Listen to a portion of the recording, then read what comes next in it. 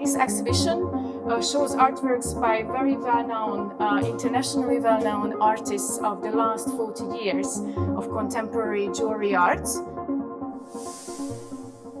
Artists have been trying to find ways to express their ideas in different ways. And this is exactly what we can see here as well. If we look at Hans Stoffer's artwork, it uses a found object, a book. The title is Character, and wants to express, again, some thought in the background, something about his character itself. Here we can see David Bielander's work, which is a good example for a mixed media artwork, but also it usually cheats you with the material. It looks like a cardboard, but in fact it does include gold. So usually he plays with the visitors, so what his artworks are not what they look like.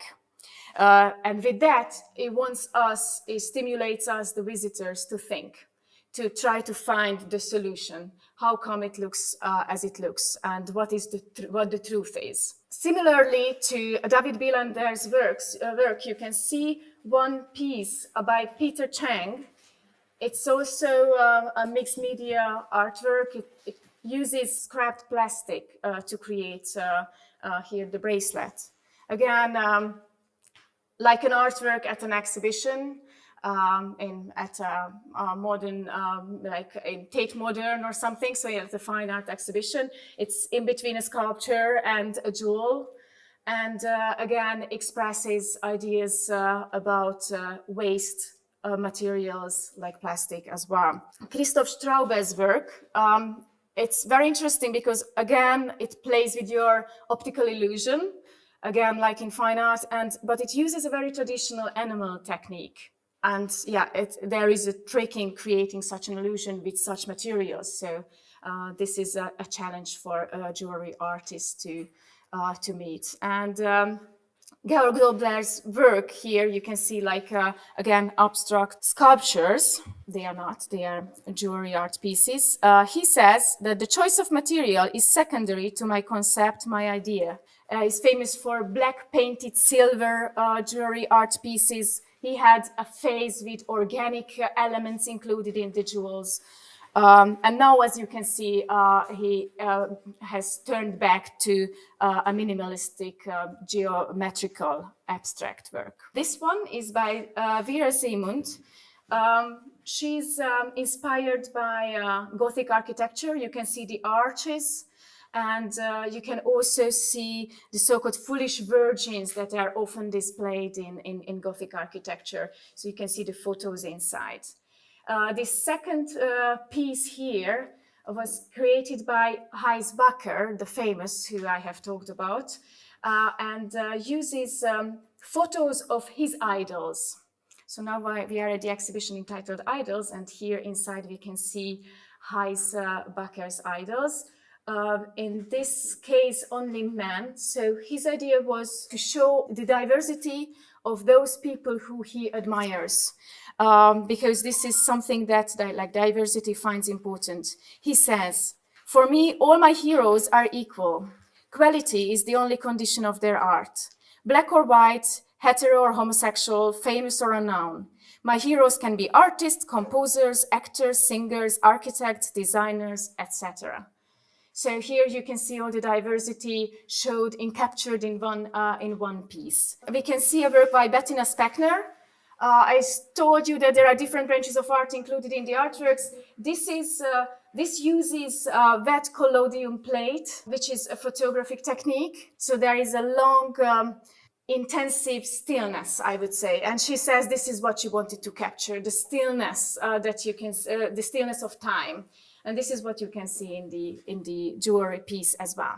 And let's go on to the other room where I will show you one artwork by a great jewelry artist who will, if I haven't convinced you yet how much contemporary jewelry art is similar to contemporary art in general, then Ted Norton's work will. So please come with me.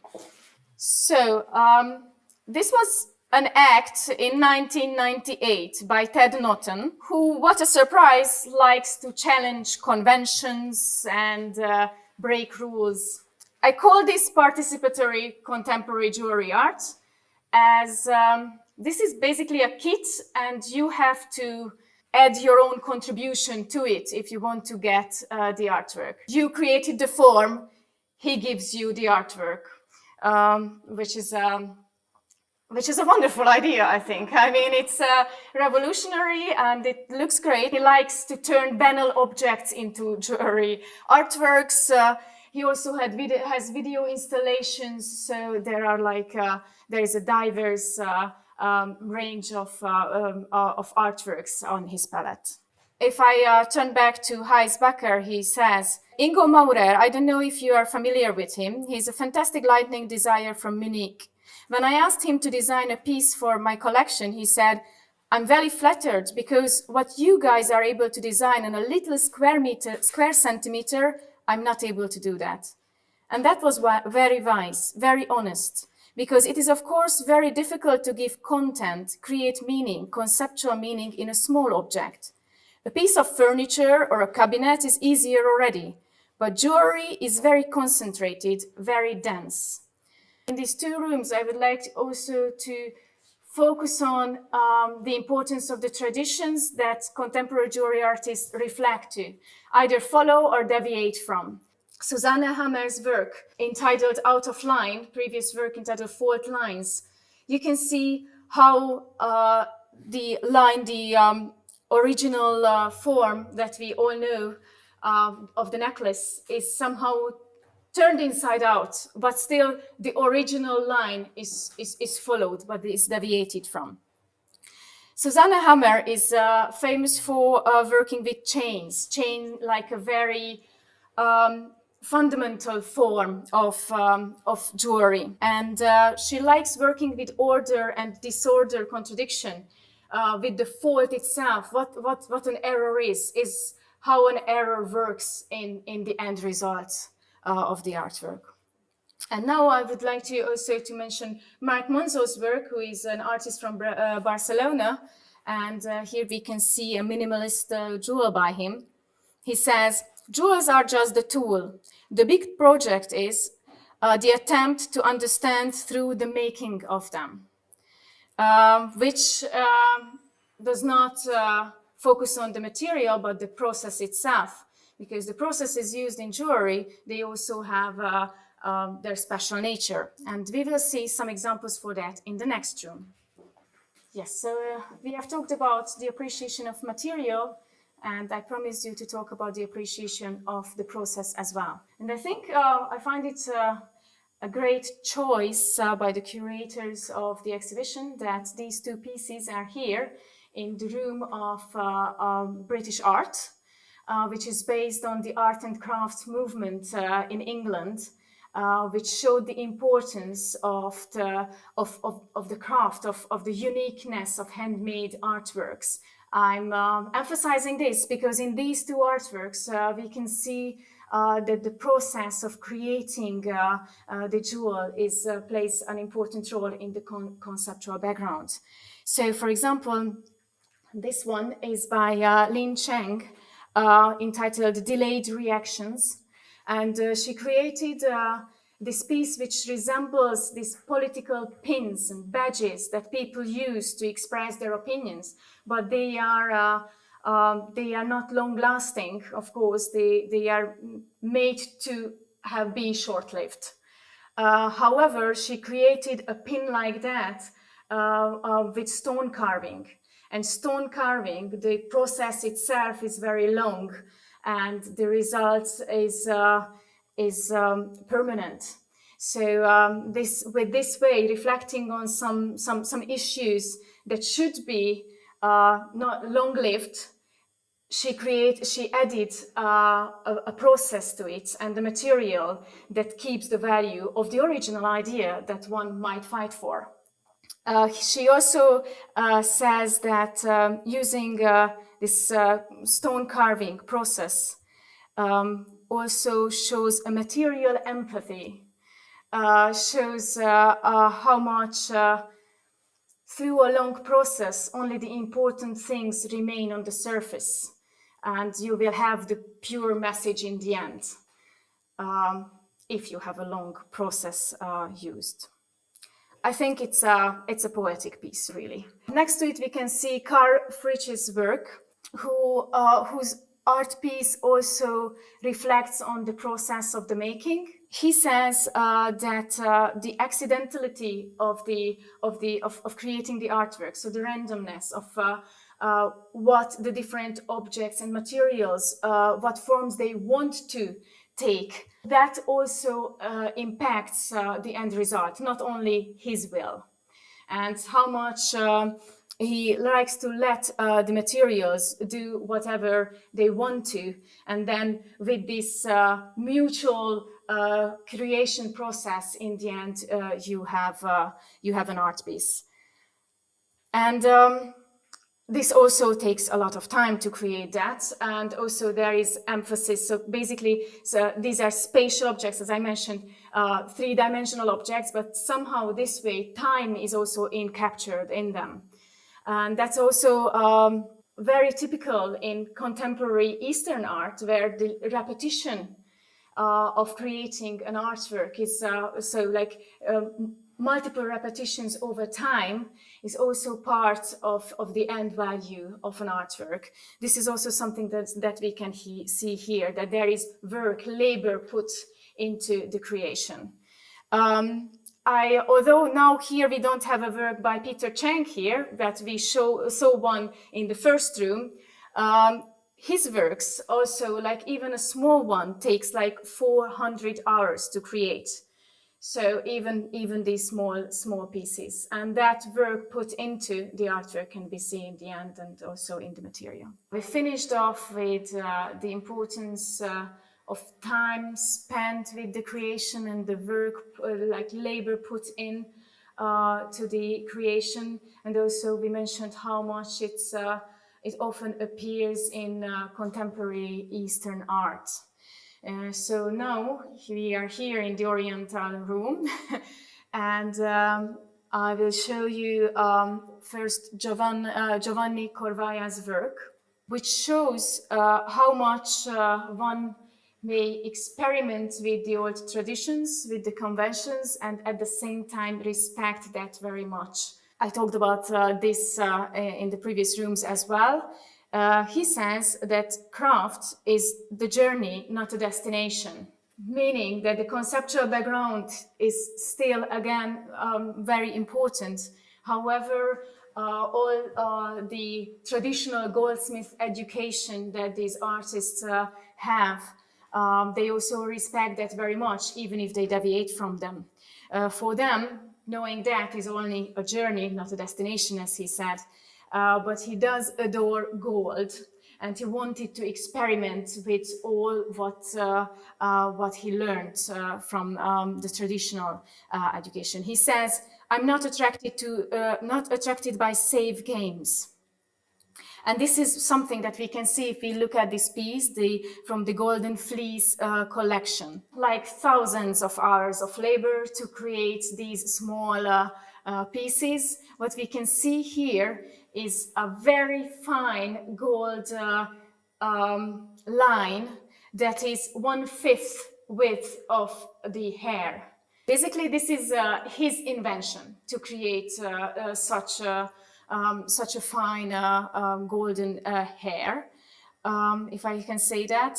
So it's kind of like alchemy. He decided to look for this philosopher's stone and create the golden fleece that appears in tales as well. And then after 10 years, he managed to exhibit the end result. So I think this is a really nice combination of respect for goldsmith traditions, and also to create something totally new. Like this is an invention that has not been used earlier. And speaking of alchemy, here we can see a work over there with the gold duck, I would say. You can see Manfred Bishop's work, who is one of the founding professors of the Alchemia Contemporary Jewelry School in Florence, which is a very famous jewelry school. This is just by accident that I linked it to the Philosopher's Stone. In this nature, it is very similar to Iris Bodemer's work next to them, which again combines drawing and writing and jewels. So in the end, you get a sculpture-like object. She says jewelry is like a picture puzzle for her, which we can see here. And again, storytelling is something that you don't expect a jewel will do. But this is something they can also do, and that also incorporates time. And I think it's a nice idea that all these artworks are here in the Oriental Room, because over there you can see a poster of the temple of the Golden Pavilion in Kyoto. And because we have some artworks with storytelling here, let me just tell you a story. One important thing is that it was burnt down in 1950, and in 1955 this pavilion was built up again, reconstructed following the previous look of the temple, which has golden leaf tiles on the top. So again, here we can see an appreciation of gold, and this is something you can see in Kyoto as well. Here is the artwork by Ruth Peters. He's again a pioneer artist in contemporary jewelry art. Since the 70s, he has been experimenting with conceptual jewelry. And I've mentioned the Alchimia, the famous school in Florence. Now he's a professor there. Innovation is also very important for him. And you can see that the art piece here again is on the verge of being a sculpture.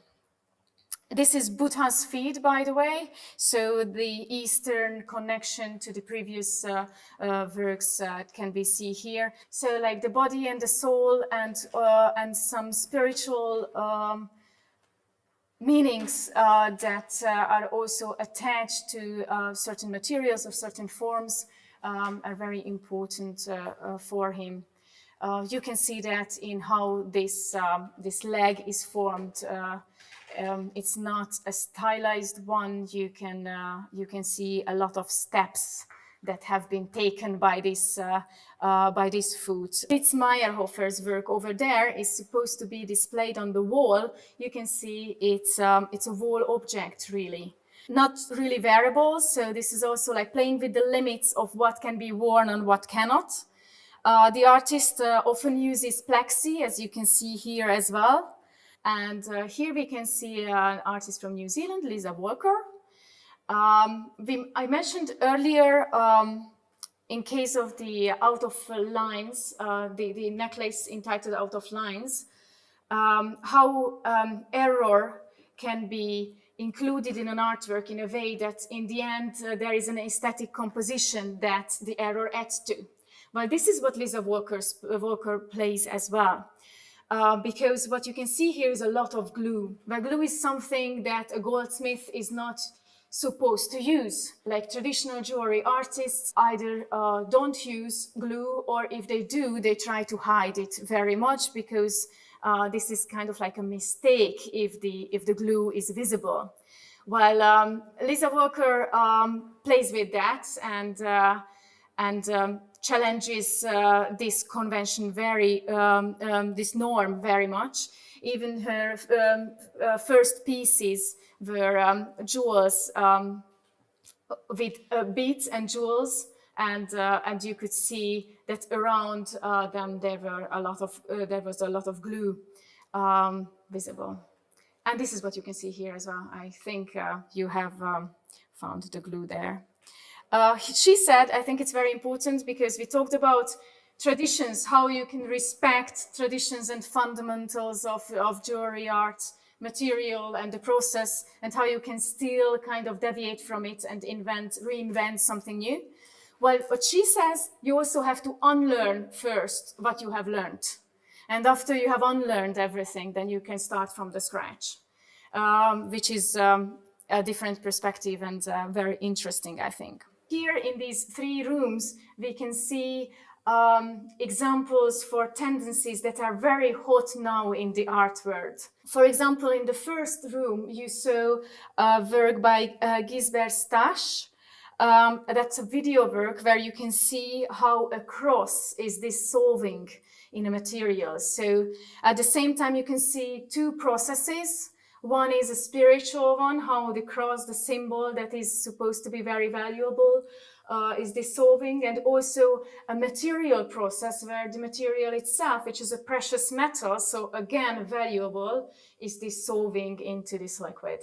So that is a very interesting artwork, again bringing the time element into the piece to add one more layer. And you could see this red dot over there in the corridor. That's a work by Otto Künzli. And I don't know, do you know what these red dots are used for in art, in the art world? If something is sold, yes. If something is sold and there is a red dot placed next to the artwork. By the way, he's a very famous jewelry artist. He has taught many of the artists whose works we have seen at the exhibition in München. Basel is famous for high-end galleries, and there was a cooperation in progress, but it was emphasized many times to the artists how much the gallery there is a very serious gallery, and it's not like an applied art gallery, it's like a very serious Basel gallery. And then that made Otto Künzli slightly upset, and then he gave the suggestion that maybe what we should do is that we should not display any applied artwork in the gallery. Let's leave it empty and place one red dot onto each visitor that comes in. And this also shows how much contemporary jewelry art can express criticism towards the art market, towards social issues, like we have seen many examples before at this exhibition. And here we can see Caroline Broadhead's work, which is, again, more like a sculpture. This is a necklace, so you can see where the neck should be. What she likes to work with is to experiment with the borders between the object and the person who wears it. Creates compositions where it's hard to define where the artwork, the object ends and where the person starts. He likes to play with the fact that jewelry is unique in the sense that it's on the body, so it's kind of like part of the body when it's seen. So this was the last piece that we have seen at the exhibition. Thank you very much for coming. I have just wanted to highlight some tendencies and some connection points between the artworks here that have been created by pioneer artists of the last 40 years of contemporary art. And I think it's also very important, because I started with that usually Budapest Jewelry Week is about the present and the future, because there are artworks shown by emerging young artists.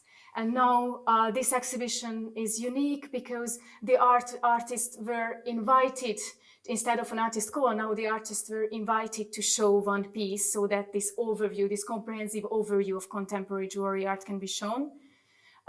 So I think here I would like to connect the two, because by seeing all these pieces and seeing these tendencies and structures, it's easier for us to understand young artists' jewelry works as well. So next year, when Budapest Jewelry Week might have a very different structure of displaying artworks, I think maybe what this exhibition has shown will help us to understand the new works as well.